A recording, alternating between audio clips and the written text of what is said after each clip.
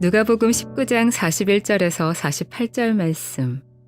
가까이 오사 성을 보시고 우시며 이르시되 너도 오늘 평화에 관한 일을 알았더라면 좋을 뻔하였거니와 지금 내 눈에 숨겨졌도다. 날이 이를지라 내 원수들이 토둔을 쌓고 너를 둘러 사면으로 가두고 또 너와 및 그 가운데 있는 내 자식들을 땅에 메어치며 돌 하나도 돌 위에 남기지 아니하리니 이는 내가 보살핌 받는 날을 알지 못함을 인함이니라 하시니라. 성전에 들어가사 장사하는 자들을 내쫓으시며 그들에게 이르시되 기록된 바 내 집은 기도하는 집이 되리라 하였거늘 너희는 강도의 소굴을 만들었도다 하시니라. 예수께서 날마다 성전에서 가르치시니 대제사장들과 서기관들과 백성의 지도자들이 그를 죽이려고 꾀하되 백성이 다 그에게 귀를 기울여 들으므로 어찌할 방도를 찾지 못하였더라. 샬롬. 오늘도 하나님의 말씀으로 하루를 시작하시는 여러분들에게 하나님의 은혜와 평강이 충만하게 넘치시기를 간절히 축복합니다. 2025년 12월 19일 금요일 본 말씀 누가복음 19장 41절에서 48절 말씀 가지고 예수님의 눈물을 멈추는 예배자라는 제목을 함께 말씀 나누겠습니다. 20세기 초에 유럽 교회는 거대한 성당과 오랜 전통을 자랑하고 있었습니다. 예배는 아주 세밀하게 많은 이 프로그램들이 있었고 예식이 엄격히 지켜졌죠. 그래서 유명한 웨스트민스터 사원이나 유럽의 여러 대성당들은 당시에도 이미 아름다운 건축과 음악으로도 유명했어요. 우리 프라하도 마찬가지입니다만 얼마나 아름답습니다. 그러나 당시 이 교회사 학자들의 평가는 충격적이죠. 예배당은 가득 찼으나 신앙, 믿음은 비어 있었고 예배는 거룩해 보였으나 그 안에 하나님을 향한 갈망이 사라졌다. 이것은 한 시대의 문제가 아니라 하나님이 찾으시는 예배자가 사라질 때 반드시 나타나는 영적 황폐함입니다. 그렇기 때문에 우리도 예배를 드리고 있다라고 생각하지만 하나님은 우리의 예배를 받지 않으실 수도 있다라는 것은 시간 수천 년을 뛰어넘어서도 우리에게도 동일하게 적용되는 내용이죠. 그래서 오늘 본문에 예수님이 계신 시대에도 이런 영적 황폐가 만연해 있었다는 거예요. 그때 당시도 성전은 컸고 제사장의 직무는 멈춤없이 잘 돌아가는 것처럼 보였습니다. 번제단이 불이 꺼지면 안 되는데 번제단도 불이 꺼진 적이 없고 절기를 철저히 지켰어요. 하지만 예배의 중심, 예배의 대상이신 하나님은 그 안에서 기뻐하지 않으셨다는 걸 알 수 있죠. 그래서 예수님은 성전을 앞에 두고 울기 시작하셨죠. 사랑하는 성도 여러분, 예수님의 눈물을 멈추게 하는 사람이 누구인가? 바로 하나님이 찾으시는 예배자 아니겠습니까? 하나님의 마음을 아는 예배자입니다. 그러므로 오늘 우리는 나는 예수님의 눈물을 멈추게 하는 예배자인지, 내 예배는 예수님의 마음을 기쁘게 해드리는 참된 예배인지 돌아보는 귀하고 복된 하루 되시기를 축복합니다. 오늘 본 말씀 통해서 우리가 첫 번째로 기억하기를 원하는 것은 예수님의 눈물을 멈추게 하는 예배자는 주님의 마음을 알아가는 사람이다라는 거예요. 41절 말씀, 가까이 오사 성을 보시고 우시며, 원어를 보니까 그냥 눈물 흘리신 정도가 아니라 통곡하셨다고 나옵니다. 침묵 속의 눈물이 아니라 몸부림쳤는 이 애통의 울음이었어요. 그럼 예수님이 왜 우셨어요? 그 이유는 본문에서 분명히 얘기하고 있습니다. 이스라엘 백성들이 아들 하나님이신 하나님의 아들 하나님 자체이신 예수님의 임재를 보지 못했기 때문이죠. 즉 예배 자리에서 메시아이신 주님이 계시는데도 알아보지 못했습니다. 하나님을 위해서 예배를 드린다고 했지만 정작 하나님이 보내신 아들을 경외하지 않고 업신여겼어요. 이게 바로 예배의 가장 비극적인 모습이죠. 이처럼 예배자의 가장 중요한 기본은 하나님의 마음을 아는 것입니다. 하나님의 마음을 아는 사람이 예배를 드리면 반드시 하나님께서 임재하시고 그 예배 가운데 그 마음과 생각을 만져주시고 그 예배를 기꺼이 받아주시게 되어 있습니다. 그러나 반대로 하나님의 마음을 모른 채 예배를 드리면 반드시 형식적으로 예배를 드리기 때문에 감동과 은혜도 없이 그냥 하나의 이벤트에 불과한 거예요. 예수님의 눈물은 바로 이것을 가리키는 것이죠. 이 성전에서 아무도 나를 찾지 않고 아무도 나를 알아보지 못하고 아무도 나를 기다리지 않았다. 내 마음을 몰라주는 이들만 가득하고, 그러니까 얼마나 이 마지막 때에 대해서 알지 못하는 자들, 그리고 결국에 심판이 임할 것이기 때문에 이들이 얼마나 불쌍해요. 이처럼 하나님의 마음을 모르니 나타나는 비극적인 변화가 있습니다. 그것은 바로 심판을 피하지 못한다는 것이죠. 본문에서 예루살렘은 하나님의 아들을 거절했을 뿐 아니라 그 결과로 돌 하나도 돌 위에 남기지 않을 만큼의 심판을 맞이하게 됐습니다. 반면 하나님의 마음을 알기를 힘쓰니 일어나는 은혜의 변화가 있습니다. 먼저 예배에 대한 태도가 달라지고 들은 말씀을 내 상식적으로만 내 생각과 이성으로 판단하지 않게 됩니다. 결정적으로 하나님의 마음을 아는 사람은 예배를 통해 자기 문제만 해결받으려 하지 않습니다. 오히려 주님, 오늘 예배에서 제가 문제를 해결받는 것이 목적이 아니라 제가 주님의 마음을 조금이라도 더 알고 담기를 원합니다. 그 마음이 있는 예배라면 하나님은 반드시 우리 예배를 받아주시는 것이죠. 여러분은 어떤 사람으로 살겠습니까? 예수님의 눈물을 마르게 하고 주님의 입가에 미소 정도가 아니라 춤추게 만들고 싶다는 거룩한 소원이 우리 안에 가득하기를 간절히 축복합니다. 두 번째로 기억할 것은 예수님의 눈물을 멈추게 하는 예배자는 기도하는 사람이다라는 거예요. 그렇게 통곡하신 예수님께서 성전에 들어가시니 더욱 가관인 자들이 나타나 분노를 참지 못하십니다. 바로 감히 성전에서 돈놀이하는 악한 자들을 만나셨죠. 그래서 상을 뒤엎으시면서 호통치셨어요. 성경에서 일어나는 문제를 성경은 두 가지로 설명하는데, 첫 번째, 신앙심을 이용해서 이득을 취했다라는 것이죠. 그리고 두 번째, 그렇게 온전했던 자들도 신앙심이 타락해 기도가 사라졌다는 겁니다. 하나님의 집은 기도하는 집인데, 그렇죠?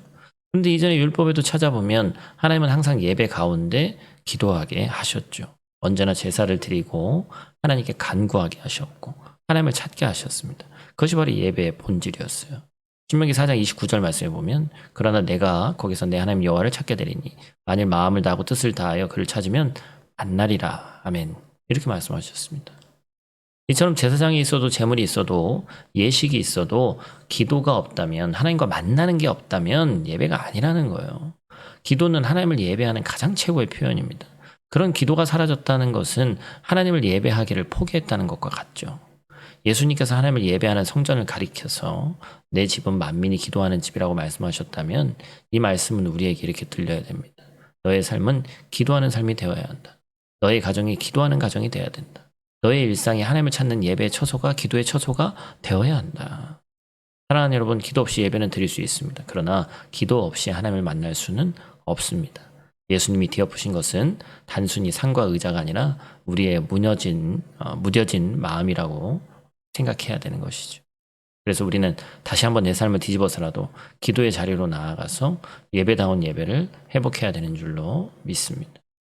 사랑하는 성도 여러분, 예루살렘을 바라보면서 흘리신 예수님의 눈물이 단순한 감정이 아니라 예배를 잃어버린, 기도를 잃어버린 세대에 대한 정말 그 통곡이었다는, 하나님의 슬픔이었다는 사실을 잊지 마시길 바라요. 예배당에 앉아있는 사람을 찾으시는 것이 아니라, 형식적으로 예배를 드리는 사람을 찾으시는 것이 아니라 하나님의 마음을 알아가는 예배자, 하나님을 찾는 기도의 예배자, 하나님은 바로 그 한 사람을 찾으시고 그 한 사람이 바로 우리들이 되기를 원하시는 줄로 믿습니다. 지금 이제 연말에 또 많은 일들이 있고 내년으로 넘어가도 딱히 해결되지 않는 많은 문제들이 있습니다. 문제에 매몰되지 마시고 우리가 기도함으로써 이 일을 통해서 하나님께서는 도대체 나에게 무엇을 원하시는 것일까, 연말에 큰 깨달음이 여러분이 있길 원해요. 그래서 우리가 결단했으면 좋겠습니다. 주님, 제가 예수님의 눈물을 멈추게 하는, 오히려 예수님을 미소 짓게 하는 참된 예배자 되겠습니다. 그런 사람은 예배를 순서가 아니라 만남의 자리로 회복하고 기도를 의무가 아니라 하나님을 찾는 호흡으로 회복하게 될 줄로 믿습니다. 그렇게 저와 여러분이 모두 주저함 없이 하나님이 찾으시는 단 한 사람의 예배자, 주님의 눈물을 멈추게 하고 오히려 주님이 우리 때문에 미소 짓게 만드는, 춤추게 만드는 진정한 예배자로 우뚝 서기를 주님의 이름으로 축복합니다. 지난 1월부터 시작했던 올 한 해의 온라인 아침 예배가 오늘로 이제 마무리 짓도록 하겠습니다. 다음 주부터는 또 인턴은 벌써 이미 방학했지만 아이들도 방학 기간이기 때문에 방학 기간 잠시 정비 기간을 우리도 또 갖고, 또 우리 또 예배는 계속 있죠. 성탄 예배, 총구영신 예배, 또 우리 출타 중이신 분들이 많이 있는데 어디에 계시든지 내가 그리스도인이라는 사실을 좀 잊지 않는 여러분들 되시길 바라고, 또 교회 내부적으로는 교육관 개학 문제, 여러분들 제가 어제도 기도 부탁을 드렸습니다만 아직 확정되지 않았는데 사인을 해야 또 확정되는 거니까요. 사실은 우리가 엄두도 못 낼 그런 공간인데 또 감사하게 하나님께서 좀 기회를 주셔서 이 계약이 좀 잘 될 수 있도록, 그리고 또 이사를 이 연말에 해야 되잖아요. 또 이사 문제, 기도 제목들이 교회도 그렇고 각 개인 가정들도 많은데 새해 그 모든 것들이 해결되고 또 여러분들 웃는 낯으로 밝은 낯으로 만나기를 좀 소망합니다. 그래서 이제 다음은 1월 5일에 뵐 텐데 우리가 새해부터는 이제 성경 이 큐티책도 좀 바꿔서 성서 유니온에 매일 성경으로 이제 이미 배송 받았거든요. 그래서 여러분들이 말씀을 가지고 좀 더 새롭게 또 새로운 시스템으로 했으면 좋겠고, 제가 주일날도 말씀드렸지만 우리가 모여서 기도하고 또 예배할 수 있는 그런 기회가 새로운 교육관에 좀 있었으면 좋겠어요. 처음부터 하기는 힘들대. 왜냐면 좀 눈치를 봐야 되니까 이게 그래서 그런 것들이 하나님께서 이러려고 이렇게 또 우리에게 새로운 또 장을 여셨구나라는 것이 우리 공동체 같은 믿음의 고백이었으면 좋겠습니다. 그래서 새해에 다시 만나기를 바랍니다. 또 한 해 동안 너무나도 고생하셨고 여러분들 축복합니다. 또 예배 자리에서 함께 만나기를 바라요. 오늘 말씀을 가지고 함께 실천할 사항은 예배의 태도를 점검하자라는 것입니다. 다가오는 연말에 또 예배들이 많이 있는데 나는 관객인지 예배자인지 스스로 한번 질문해 보시고, 다가오는 예배에는 최소한 10분 전에 도착해서 기도로 마음을 정돈하고 주보를 보면서 막 순서를 기다리는 것이 아니라 주님의 임재를 또 기다리는 강력한 기도가 있어서 매번 주님을 만난다는 건 얼마나 설렘이 있겠어요. 설렘이 회복되는 저 여러분들 되시기를 간절히 축복합니다. 우리 다 같이 있는 자리에서 함께 기도하고 마치도록 하겠습니다. 사랑과 긍휼이 풍성하신 아버지 하나님 감사합니다. 오늘도 우리에게 이 아침 선물 같은 또 하루를 허락해 주시고 말씀의 자리, 기도의 자리로 불러주시니 감사를 드립니다. 오늘 말씀 통해서 예루살렘 성을 바라보시면서 통곡하셨던 주님의 눈물을 바라봅니다. 화려한 성전과 끊이지 않는 제사가 있었지만 정작 아버지의 마음을 아는 자는 없었던, 주님의 마음을 아는 자가 없었던 그 비극이 오늘날 우리의 모습은 아닌지 두렵고 떨리는 마음으로 말씀을 다시 한번 보게 하시고, 예배의 자리에 앉아 있으면서도 주님을 알아보지 못하고 습관과 형식에 젖어서 주님을 외롭게 해드렸던 저희의 무뎌진 마음을 용서하여 주시옵소서. 그리하여서 우리가 주님의 눈물을 멈추게 하는 참된 예배자 되게 하시고, 나의 문제 해결보다 먼저 주님의 마음을 구하는 자 되게 하여 주시옵소서. 예배를 통해 내 뜻이 관철되는 어떤 청구서적인 그러한 기도와 예배 드리는 것이 아니라 나의 문제 해결보다 주님의 뜻을 깨닫고 주님을 닮아가는 귀하고 복된 시간 되게 하여 주시옵소서. 지난 한 해 우리를 눈동자같이 보호하여 주셔서 아침 예배의 성공자로 살게 하신 큰 은혜에 감사를 드립니다.